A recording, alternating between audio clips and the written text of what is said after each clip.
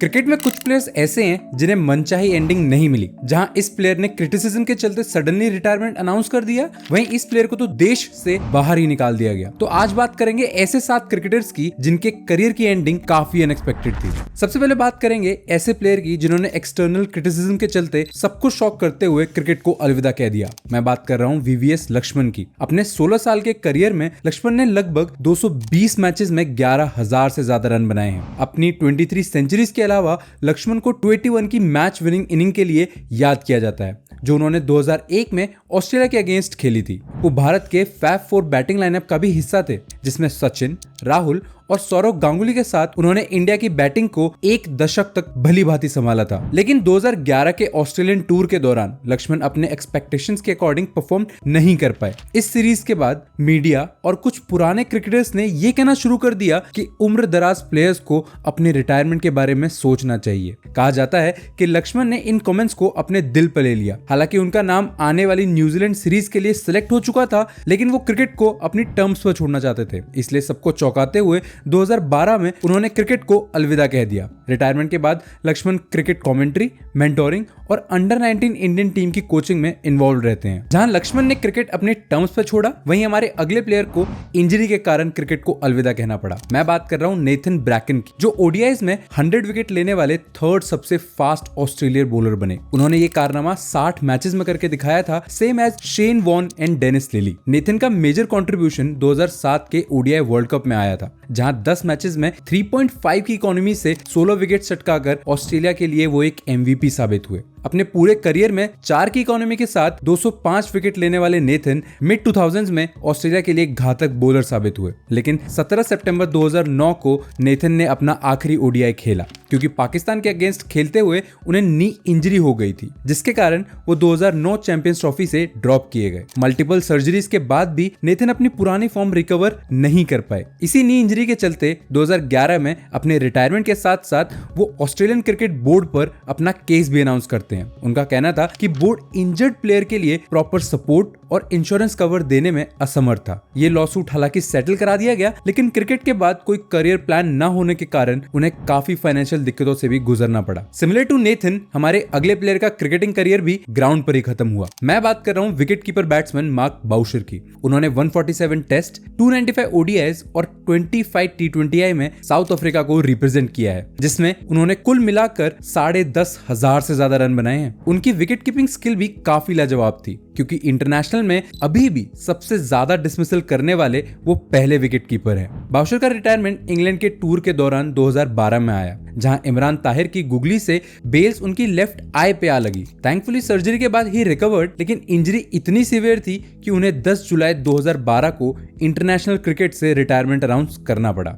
Retirement के बाद बाउशर ने कोचिंग में अपनी जगह बनाई। साउथ अफ्रीका की डोमेस्टिक टीम हो या फिर नेशनल, उन्होंने हर फॉर्मेट में नोटेबल सफलता हासिल की है। हमारे नेक्स्ट प्लेयर न्यूजीलैंड के टैलेंटेड एंड एक्सप्लोसिव ऑलराउंडर थे, जिनकी बैटिंग को एक टाइम पर सहवाग से कंपेयर किया जाता था, लेकिन पर्सनल और डिसिप्लिनरी प्रॉब्लम्स की वजह से सिर्फ 30 साल की उम्र में उन्हें क्रिकेट को अलविदा कहना पड़ा। मैं बात कर रहा हूं जेसी राइडर की, जिन्होंने न्यूजीलैंड को 88 इंटरनेशनल मैचेस में रिप्रेजेंट करा है, जहां उन्होंने 3,000 से ज्यादा रन बनाए थे। लेकिन वो ओडीआई में अपनी स्ट्राइक रेट और ताबड़तोड़ सेंचुरीज के लिए फेमस थे। फॉर कंपैरिजन, ऑलराउंडर राइडर की 96 की career strike rate Virender Sehwag से ज्यादा दूर नहीं थी। क्रिकेट पिच पर जहां राइडर झंडे गाड़ रहे थे, ऑफ फील्ड उनकी रेपुटेशन उतनी ही पानी में थी। उनकी अल्कोहल एडिक्शन के चर्चे टीम में काफी फेमस थे, जहां कई बार वो क्लब्स में ग्लास तोड़ते पाए गए, वहीं कई बार उन्हें सपोर्ट स्टाफ पर चिल्लाते भी देखा गया। इसके बावजूद भी सिलेक्टर्स ने उनकी वर्थ जानते हुए उन्हें टीम में कई मौके दिए, जैसे कि 2010 न्यूजीलैंड टूर ऑफ इंडिया में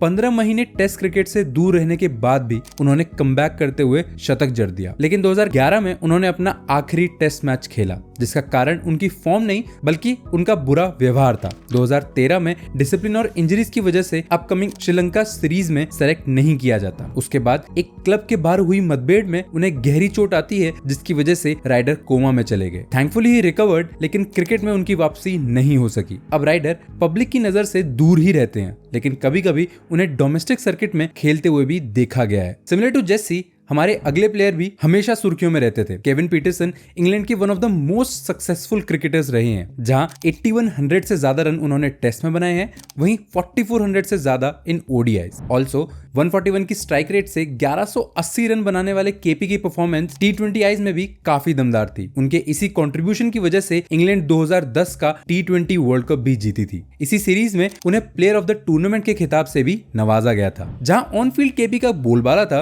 वहीं ऑफ फील्ड वो हमेशा कंट्रोवर्सीज में घिरे रहते थे, जिसमें सबसे मेन प्रॉब्लम आई 2008 में जब वो कप्तान बनाए गए, लेकिन 3 टेस्ट और 9 ओडीआईज खेलकर ही उन्होंने कैप्टेंसी से रिजाइन दे दिया। कंट्रोवर्सी तब बनी जब पता चला कि वो कप्तानी छोड़ना नहीं चाहते थे, लेकिन इंग्लिश बोर्ड ने उन्हें फोर्स करा। उसके बाद से बोर्ड और उनका रिलेशनशिप कभी ठीक हुआ ही नहीं, क्योंकि फिर 2012 में केपी अपने शेड्यूल को लेकर भी लड़ते दिखाई दिए और गर्मा गर्मी में उन्होंने अपना रिटायरमेंट भी अनाउंस कर दिया। हालांकि बोर्ड ने उन्हें ये डिसीजन वापस लेने के लिए तो मना लिया, लेकिन साउथ अफ्रीका सीरीज के दौरान ये रिश्ता और खराब हो गया। सोर्सेज के अनुसार पीटरसन ने ऑपोजिशन प्लेयर्स को कुछ डेरोगेटरी मैसेजेस भेजे थे। अपने डिफेंस में कोई प्रूफ ना ला पाने के कारण केपी को उस सीरीज के लास्ट टेस्ट से ड्रॉप किया गया। फिर एशेज 2013 में साधारण परफॉर्मेंस की वजह से इंग्लैंड 5-0 से वो सीरीज हार गई। हालांकि केविन इंग्लैंड के हाईएस्ट रन स्कोरर थे, लेकिन टूर खत्म होने के बाद बोर्ड अनाउंस करता है कि अपकमिंग टूर्स के लिए केविन को कंसिडर नहीं किया जाएगा। इसके प्रभाव में आकर केविन ने 2014 में इंटरनेशनल क्रिकेट से संन्यास ले लिया। हालांकि इसके बाद उन्होंने T20 लीग्स में खेला है, लेकिन 2018 में फैमिली को प्रायोरिटी देते हुए उन्होंने क्रिकेट के सारे फॉर्मेट से रिटायरमेंट ले ली। नेक्स्ट प्लेयर है हेनरी उलुंगा, जिम्बाब्वे के पहले ब्लैक क्रिकेटर। 2003 वर्ल्ड कप के दौरान कुछ ऐसा हुआ जिसकी वजह से उन्हें 26 साल की उम्र में ही क्रिकेट को अलविदा कहना पड़ा। जिम्बाब्वे के लिए 30 टेस्ट और 50 ओडीआई खेलने वाले उलंगा अपनी फास्ट बॉलिंग के लिए मशहूर थे। उन्होंने अपने इंटरनेशनल करियर में 68 टेस्ट विकेट और 58 ओडीआई विकेट्स लिए। जहां उनका करियर उड़ान लेने ही लगा था,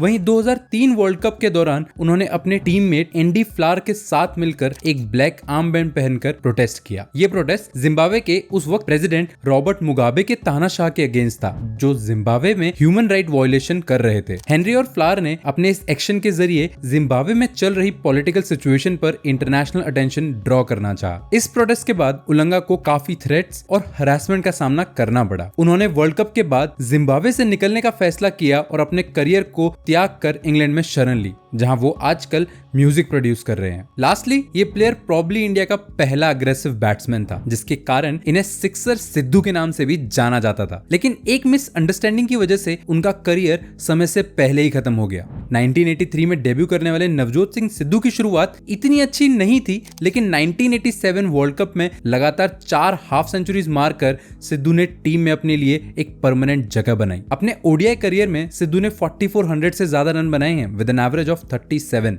70 की स्ट्राइक रेट से खेलने वाले सिद्धू अपने बेखौफ अंदाज के लिए जाने जाते थे। शायद इसीलिए सिद्धू का रिटायरमेंट काफी अनएक्सपेक्टेड और कंट्रोवर्शियल था, क्योंकि मैदान पे तो सब बढ़िया चल रहा था और आने वाली टेस्ट सीरीज में वो ओपनिंग करने वाले थे। लेकिन 1996 इंग्लैंड टूर के दौरान कैप्टन अजरुद्दीन के साथ हुई एक डिसएग्रीमेंट के चलते उन्होंने टूर को बीच में ही छोड़ दिया। जब इंक्वायरी बिठाई गई तो पता चला अजरुद्दीन उन्हें गालियां दिया करते थे। सिद्धू ने बताया अजहर उन्हें हर बात पर मां के कह के बुलाया करते थे और इसीलिए गुस्से में वो मिड टूर इंग्लैंड से इंडिया वापस चले आए। लेकिन बीसीसीआई की इंक्वायरी में अमरनाथ ने सिद्धू को बताया कि ये शब्द हैदराबादी भाषा में सब यूज करते हैं, जिसका मतलब इंग्लिश में मदर्स डियर चाइल्ड होता है। अजहर सिद्धू को गाली नहीं बल्कि प्यार से छेड़ रहे थे, लेकिन वॉकआउट करने की वजह से बीसीसीआई ने सिद्धू को 10 टेस्ट मैचेस के लिए बैन कर दिया। कमबैक करते हुए शेरी ने वेस्टइंडीज के अगेंस्ट डबल सेंचुरी तो मारी, लेकिन वो आई 488 गेंदों में। खेल से इतने समय दूर रहने के कारण उनमें वो बात नहीं रही थी, इसलिए उन्हें 99 में खेली जाने वाली पाकिस्तान टूर से ड्रॉप किया गया। उसके बाद ही सिद्धू ने क्रिकेट के सारे फॉर्मेट से संन्यास लेने का फैसला किया। अगर वो वॉकआउट ना हुआ होता तो शायद आज कहानी कुछ और होती। और यही थे वो प्लेयर्स जिनके क्रिकेटिंग करियर का अंत काफी सैड और अनएक्सपेक्टेड था। Let us know in the comments कि आपको ये वीडियो कैसी लगी